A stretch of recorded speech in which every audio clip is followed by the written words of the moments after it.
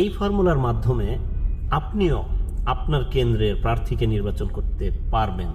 ফর্মুলাটি হচ্ছে, আমি যাকে ভোট দিয়ে নির্বাচিত করব এবং তার নির্বাচনের ফলে তার দল সরকার গঠন করবে। আমার ভোট দ্বারা নির্বাচিত ব্যক্তি যদি কোনো ভালো কাজ করে তাহলে আমি দুনিয়াতে সেটা রিওয়ার্ড পাবো, কারণ আমার ভোটে সে নির্বাচিত হয়েছে।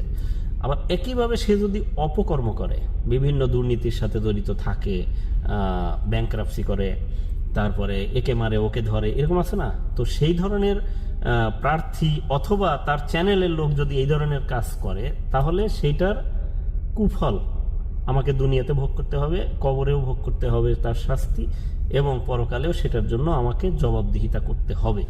এই হচ্ছে সূত্র। আবার এমন হতে পারে যে আমি যাকে ভোট দিলাম কিন্তু সে ইলেকশনে জয়লাভ করলো না, তাতেও কোনো সমস্যা নেই, আমার ইন্টেনশন যেহেতু ভালো, তাহলে আল্লাহ সেটা বুঝবেন। সো আমরা দেখে শুনে বুঝে তারপরে ভোট দেব। কোন ব্যক্তি আমার জন্য ভালো কিছু বয়ে নিয়ে আসতে পারবে, সেই থিঙ্কিং থেকেই আমাকে ব্যক্তি নির্বাচন করতে হবে। সেটা আমি করব এইভাবে, ইনশাল্লাহ আপনিও ট্রাই করে দেখতে পারেন। এইভাবে করলে হয়তোবা মনে হবে যে আমার ভুল হয়নি। বিগত অনেক ভুল আমরা করেছি, আর যেন ভুল না করি।